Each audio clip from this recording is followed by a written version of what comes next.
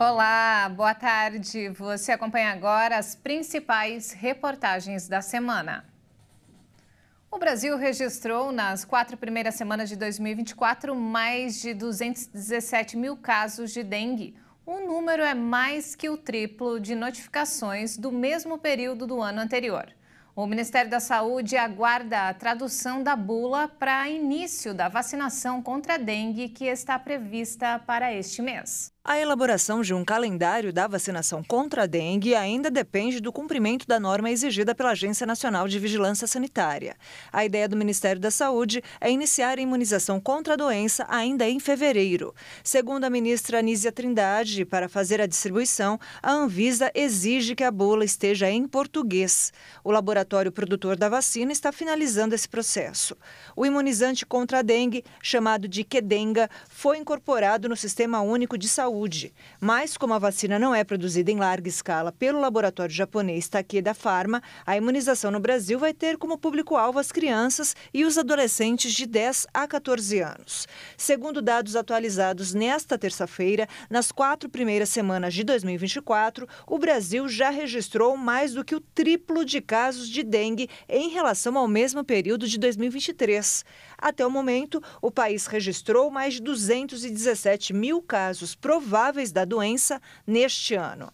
No mesmo período do ano passado, foram cerca de 65 mil casos. Foram contabilizadas 15 mortes pela doença neste ano e outros 149 óbitos seguem em investigação.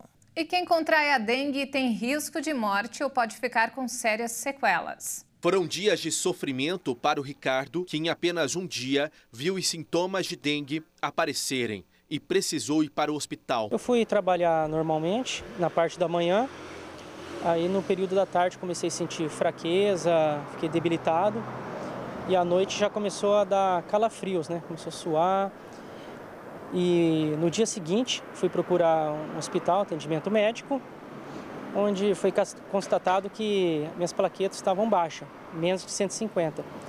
O médico mandou retornar para casa e se hidratar bastante, que podia ser uma possível dengue que estava vindo. A dengue chegou para o Ricardo em um dos piores momentos, junto com a pandemia da Covid-19. E o medo falava mais alto. Então, durante a internação de 7 dias, né, estava tendo logo que teve o surto da pandemia Covid-19, e eu estava dividindo o leito com outra pessoa, né? E devido a essas plaquetas baixas, ali foi muito tenso, né? O psicológico abalou muito, né? Teve um momento que pensei que não ia conseguir vencer essa batalha com a dengue. Após os dias de internação, Ricardo não ficou livre da dengue, ou do que ela deixou.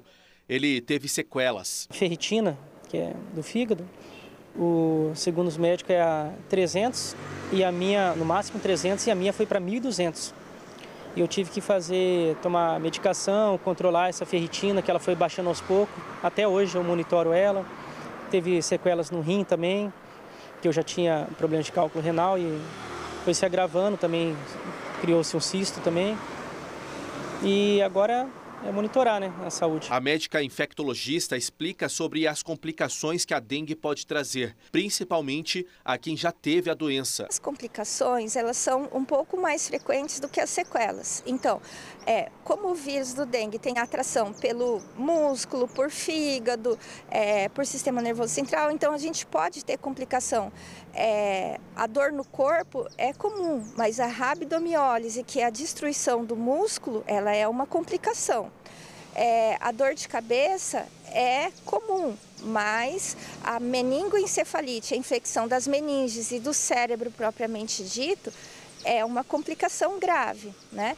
E outra complicação neurológica que existe é a síndrome de Guillain-Barré, por exemplo, quando a pessoa vai perdendo a força dos membros inferiores e essa alteração dos nervos é ascendente, ela vai subindo, ela pode causar até paralisia respiratória se ela não for tratada a tempo, né? E daí podem vir sequelas. Então, se eu tive uma complicação neurológica, eu posso durar muito tempo, demorar bastante tempo para eu conseguir recuperar o movimento das pernas. Ou se eu cheguei ao ponto de ter acometimento do diafragma, que é o músculo abaixo do pulmão, eu posso ter que fazer fisioterapia respiratória por muito tempo. Então, essas são sequelas, né? Quanto ao fígado, uma complicação até comum é a alteração do tipo hepatite por dengue. A incidência de dengue está cada vez maior em cidades de Mato Grosso do Sul. Na capital, mutirões estão sendo realizados em alguns bairros, a fim de evitar a proliferação do mosquito Aedes aegypti, causador da dengue e de outras doenças. De acordo com a Secretaria Municipal de Saúde aqui de Campo Grande, foram confirmados até o dia 23 de janeiro 375 casos de dengue aqui na capital. Em janeiro do ano passado, foram mais de 1.200. A diferença entre um período de um ano para o outro é grande, mas os especialistas não descartam a possibilidade de uma epidemia de dengue neste ano. Evitar água parada.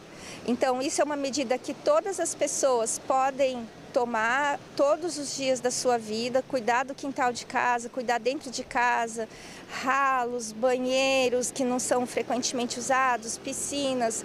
Então, a gente tem que tomar esse cuidado. Aí depois vem as medidas de proteção individual, que seria você usar repelente, usar roupas que cubram mais o corpo, né?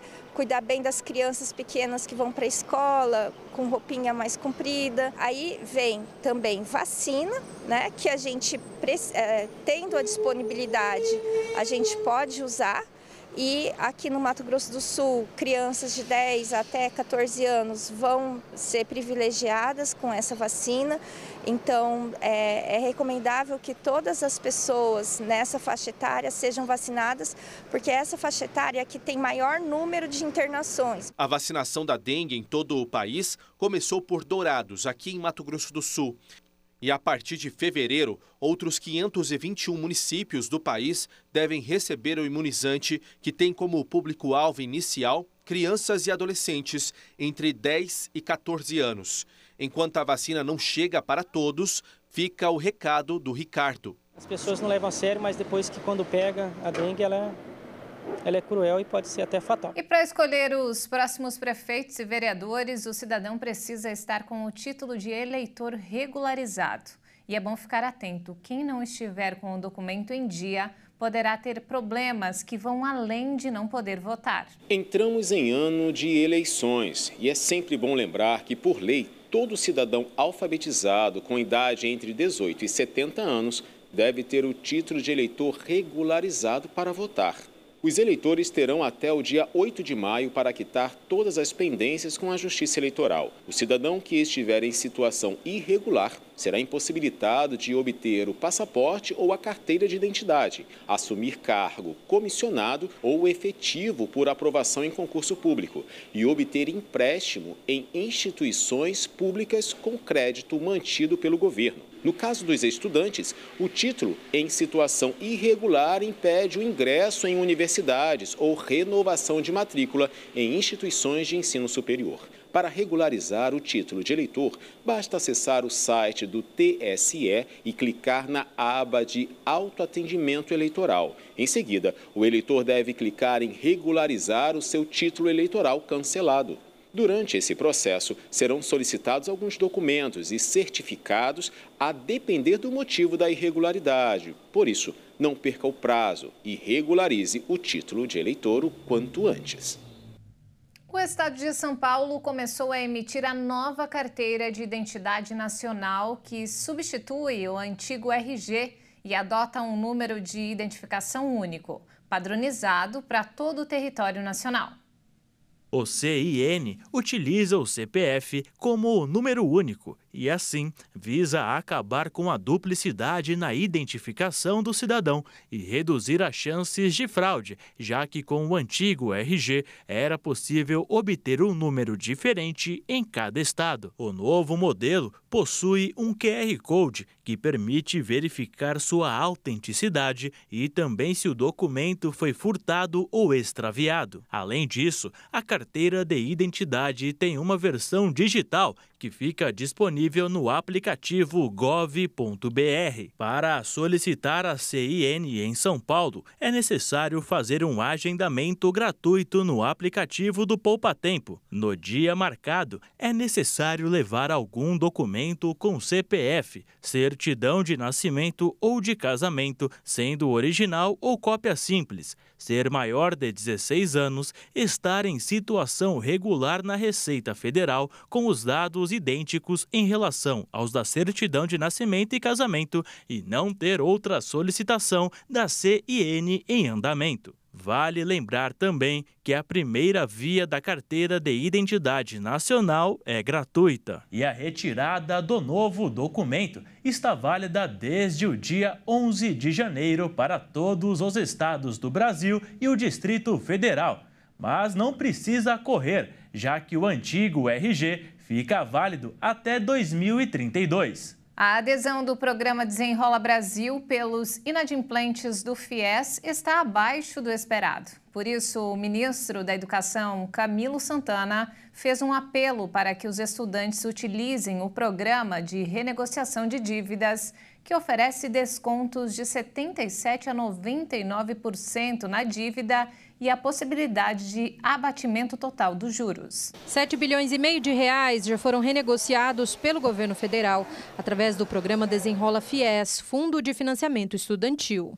O volume é considerado baixo pelo Ministério da Educação diante da quantidade de inadimplentes, já que representa apenas 1 em cada 10 estudantes que têm parcelas em atraso.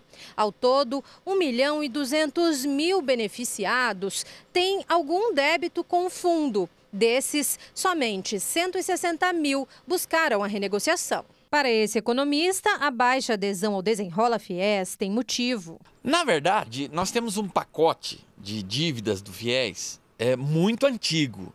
Tem inadimplentes que têm mais de 20 anos que estão carregando essa dívida. Então, existia uma expectativa de que, como esse recurso é recurso contabilizado como dinheiro do Ministério da Educação, existia uma expectativa de perdão, de cancelamento dessas dívidas. Então, a grande maioria dos devedores, principalmente os mais antigos, eles estão nessa expectativa de que exista esse perdão. E o problema do Desenrola é que, mesmo sendo um programa com juro muito baixo, e sendo uma condição muito vantajosa, é que uma vez que você confessa que tem uma dívida, você não pode fazer mais nada a partir daí. Então, o que muita gente está na expectativa é que, mesmo com o governo, com essa tendência, com essa vontade que ele tem de arrecadar, que se chegue nessa situação do perdão das dívidas mais antigas. Os pedidos de renegociação através do Desenrola FIES ou a simulação devem ser feitos até o dia 31 de maio, diretamente na instituição financeira em que o estudante assinou o contrato, ou seja, no Banco do Brasil ou na Caixa Econômica Federal.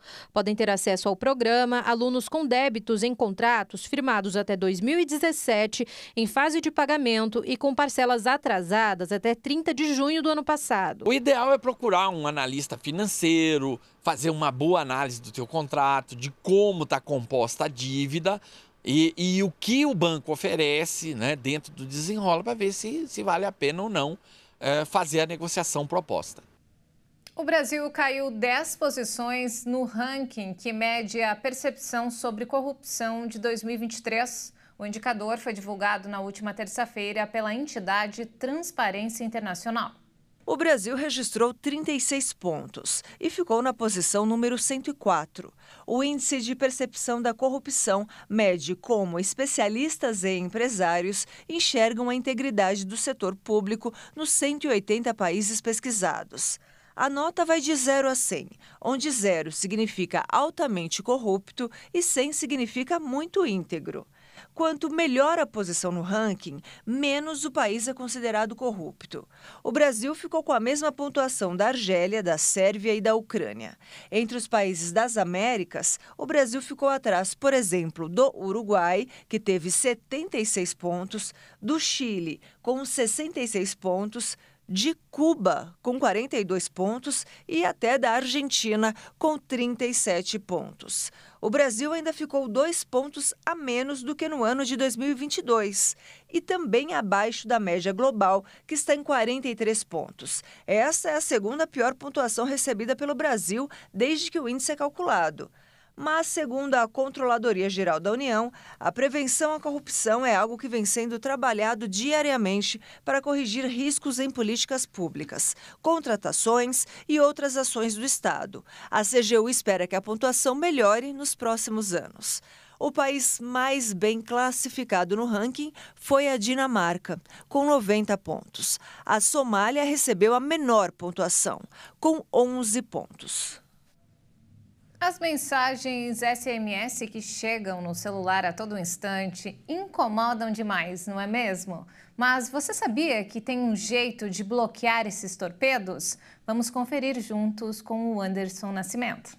Você costuma usar o SMS do seu celular? Parece que esse termo é conhecido para quem já tinha aparelho móvel em 1999 e fez muito uso deste recurso para se comunicar. O SMS significa Short Message Service, ou serviço de mensagens curtas em português, mas ficou popularmente conhecido como torpedo ou mensagem de texto. Ele foi a principal forma de troca de mensagens entre as pessoas. O recurso foi inovador, ao ser o primeiro a usar sinal de telefonia móvel para enviar e receber mensagem de texto em uma época que não existiam smartphones, aplicativos e internet móvel. Eram possíveis escrever até 160 caracteres. Com o tempo, passou a enviar imagens, vídeos, áudios e emojis. Hoje, com a tecnologia e tantos aplicativos de mensagens, o SMS foi quase esquecido. Mas apesar do desuso como mensageiro pessoal,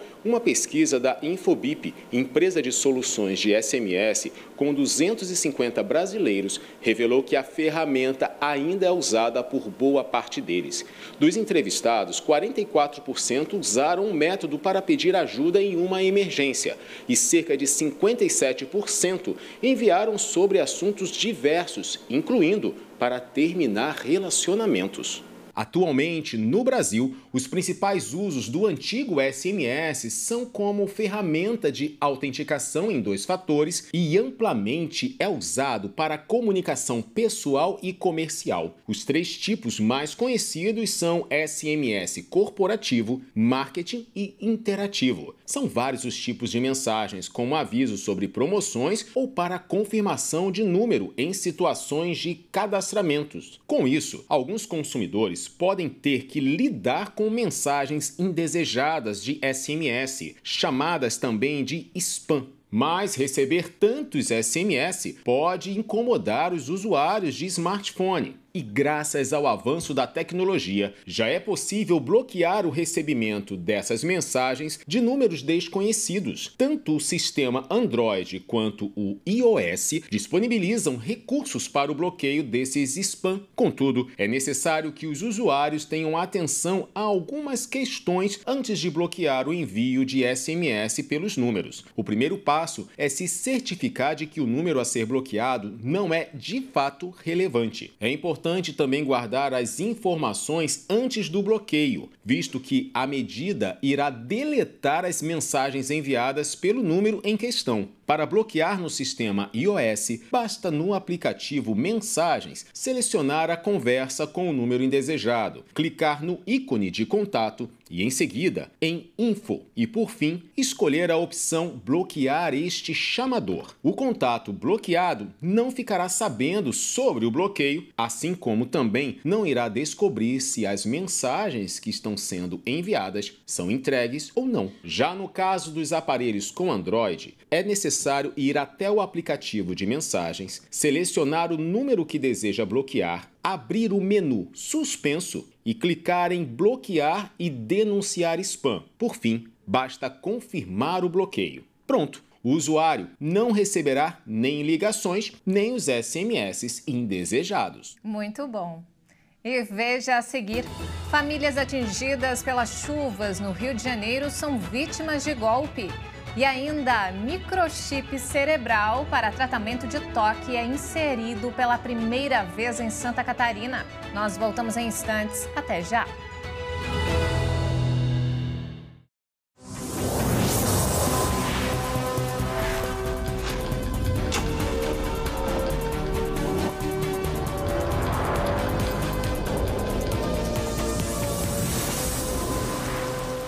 O sofrimento das vítimas dos temporais que caíram no Rio de Janeiro nas últimas semanas parece não ter fim. Depois de enfrentar os impactos das fortes chuvas, a população ainda precisa fugir de fraudes e golpes. É exatamente isso. Depois de enfrentar os impactos das fortes chuvas, a população ainda precisa fugir de fraudes e golpes na hora de solicitar a ajuda financeira oferecida com o cartão Recomeçar do governo do estado.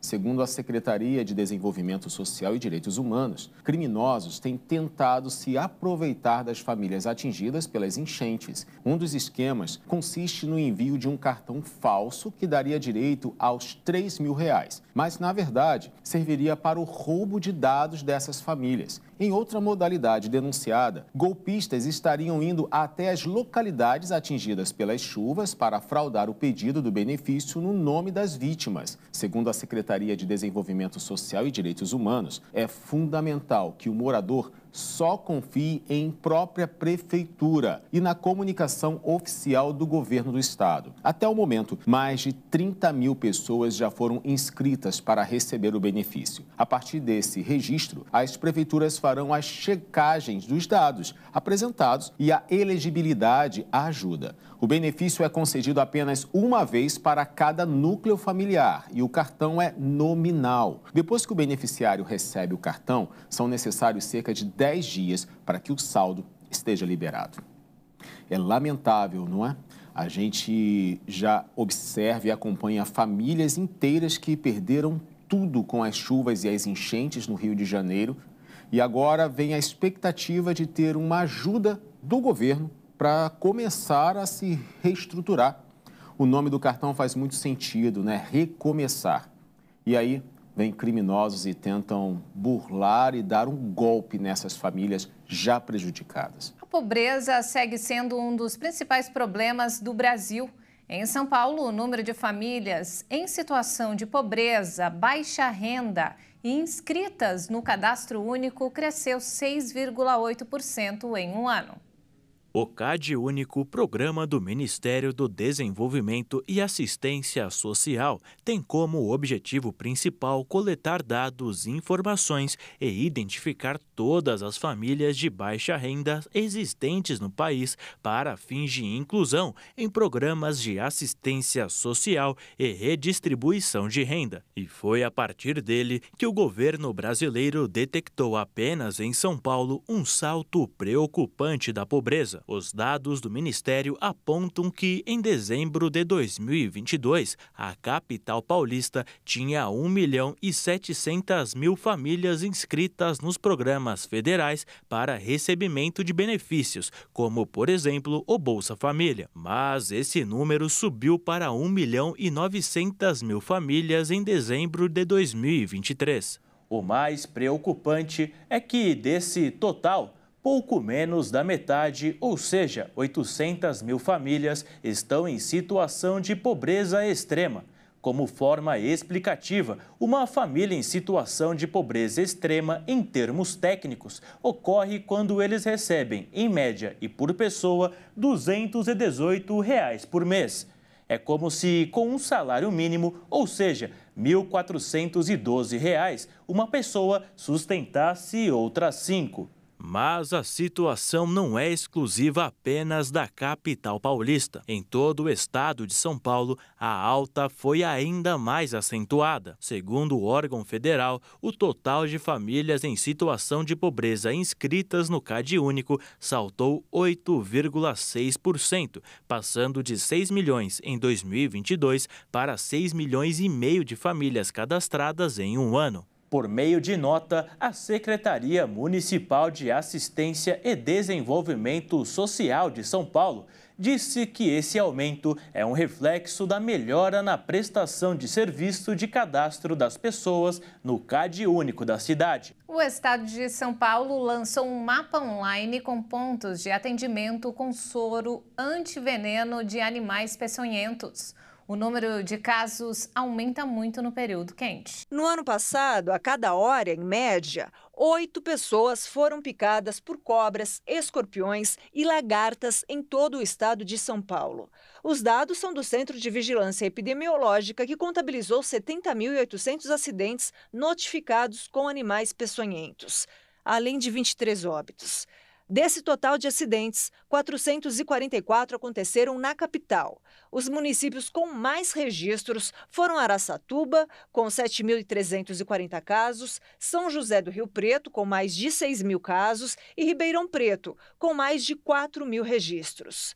Para facilitar o atendimento às vítimas desses animais, a Secretaria do Estado de São Paulo lançou uma ferramenta online para a localização e identificação dos 220 pontos de atendimento soroterápico para vítimas de escorpião, aranha, serpente e lagartas. Um mapa interativo fornece as informações necessárias para buscar ajuda em emergências, sobretudo no período quente e chuvoso, época em que esse tipo de acidente mais acontece.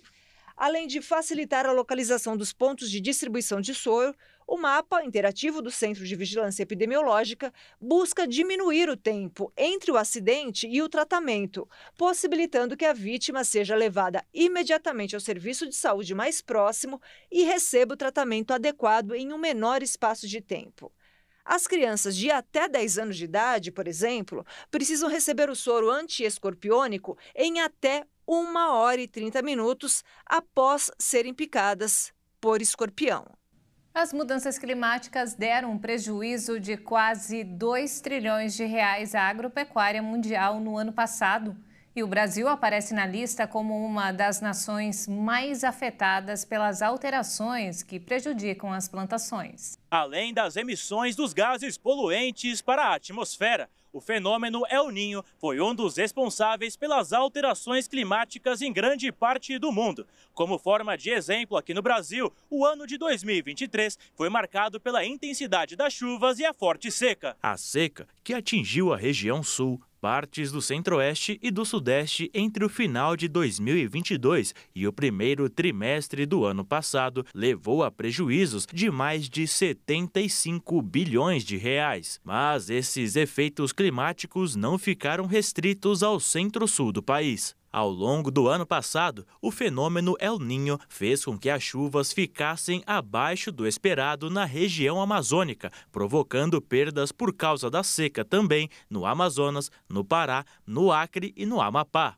Na contramão da seca, as chuvas intensas também marcaram presença na segunda metade de 2023, só que na região sul do país. Além das perdas humanas e materiais, a produção agrícola sulista também foi altamente prejudicada pelas condições climáticas extremas. A soma dos prejuízos agrícolas do Paraná, Santa Catarina e Rio Grande do Sul chegou na casa dos bilhões de reais e afetou também as importações dos produtos que movimentam de maneira expressiva a economia brasileira. Vale ressaltar que, segundo a Organização Meteorológica Mundial, o fenômeno El Niño deve durar até abril deste ano, ou seja, uma preocupação maior para as nações. Em 2023, Mato Grosso do Sul reciclou 22 toneladas de lixo.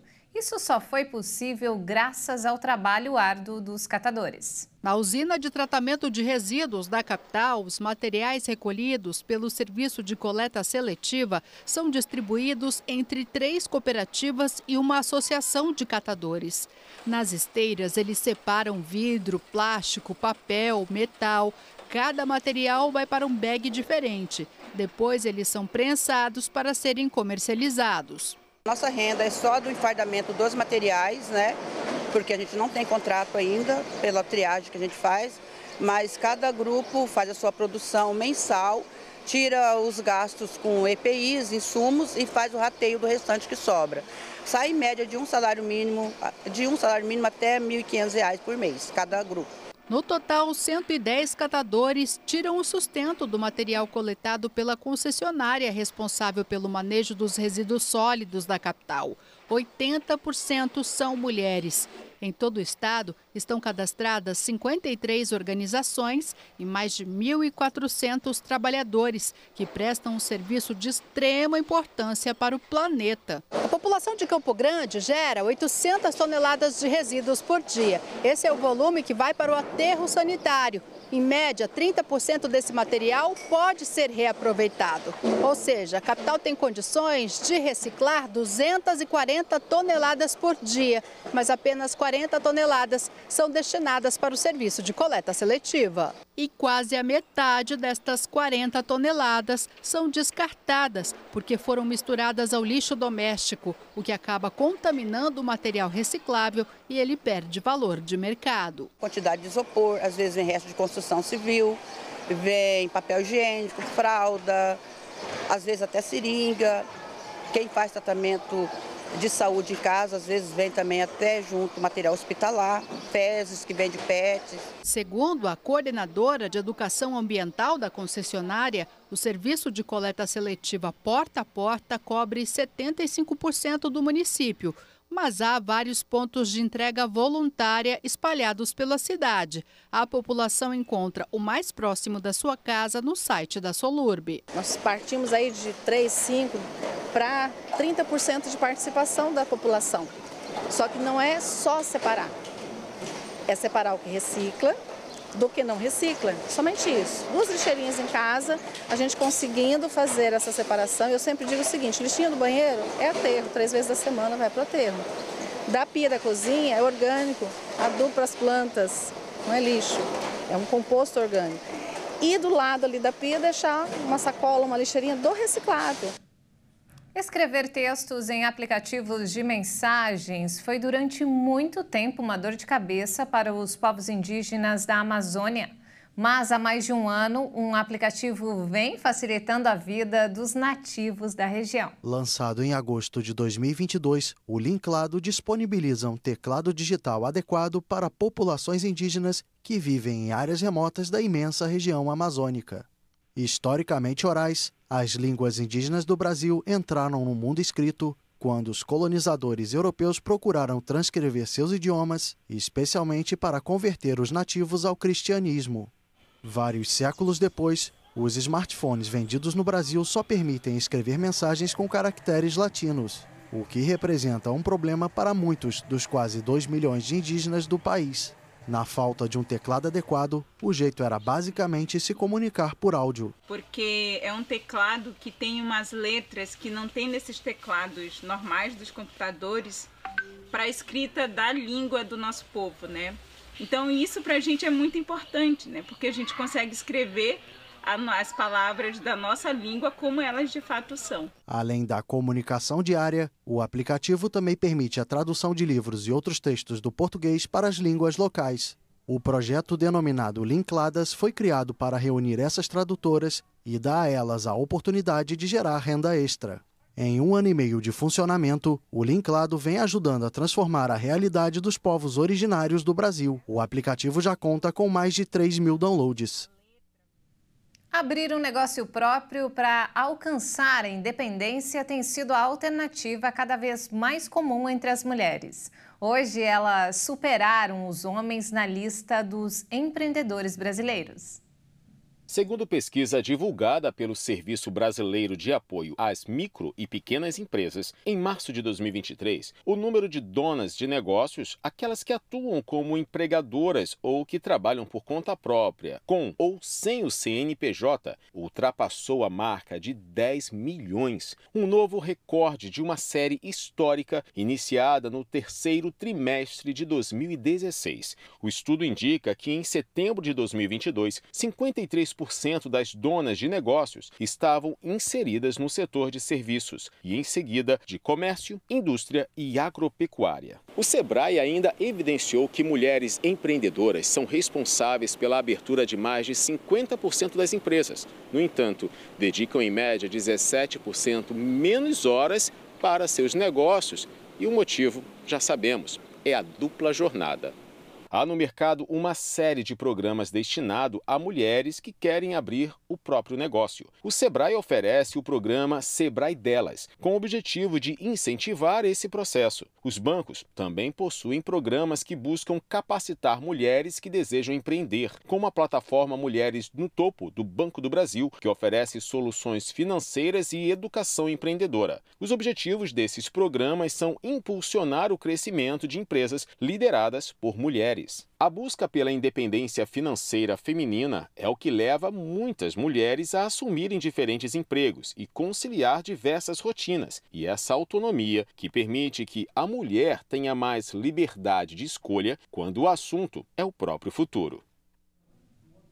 Antes de encerrar, olha só essa história. Em Florianópolis, um homem teve um microchip implantado no cérebro para tratar o transtorno obsessivo-compulsivo, também conhecido como TOC. Essa é a primeira vez que um hospital de Santa Catarina realiza o procedimento. A cirurgia usa a técnica de estimular profundamente o cérebro e funciona por estereotaxia, mecanismo que permite guiar o microchip até o alvo através de coordenadas, assim como um GPS. O foco é o giro do cíngulo, área dos hemisférios cerebrais que ajuda a modulação das emoções e pensamentos. A técnica também é usada para tratar doenças como epilepsia, Parkinson, depressão e transtorno de agressividade. De acordo com um grupo de neurocirurgiões, o chip nada mais é do que um fiozinho conectado numa bateria, igual um marca-passo. Ele é implantado no tórax do paciente e, a partir daí, os médicos conseguem programar os neurônios disfuncionais. O chip manda energia e cria um campo elétrico que vai gerar o ajuste da disfunção elétrica que está causando o problema. O procedimento já foi realizado em outros países, e no Brasil, em São Paulo, Goiás e no Rio Grande do Sul. Mas foi a primeira vez que aconteceu em Santa Catarina.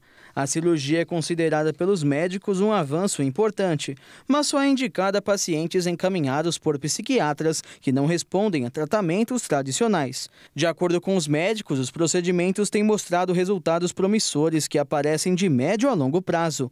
O TOC é uma condição psiquiátrica marcada por pensamentos intrusivos e repetitivos, além de comportamentos compulsivos. A Organização Mundial da Saúde incluiu o TOC na lista das 10 condições mais incapacitantes, pois ela causa dificuldade ao portador para atividades comuns do dia a dia e até para trabalhar. O diagnóstico do TOC é obtido após um exame clínico que analisa o comportamento das pessoas. E é importante ficar de olho nos principais sintomas do TOC. Eles podem aparecer já na infância. As crianças que possuem TOC gostam de comer tudo separado, ou seja, não misturam a comida. Elas também costumam dormir sempre do mesmo jeito e organizam os brinquedos sempre da mesma forma. Já os principais indícios de que um adulto tem TOC é a limpeza excessiva e repetitiva, organização excessiva e pensamentos que causam incômodo. Essa edição fica por aqui. Mais informações ao longo da nossa programação. Muito obrigado pela companhia. Um ótimo domingo para você. Até mais.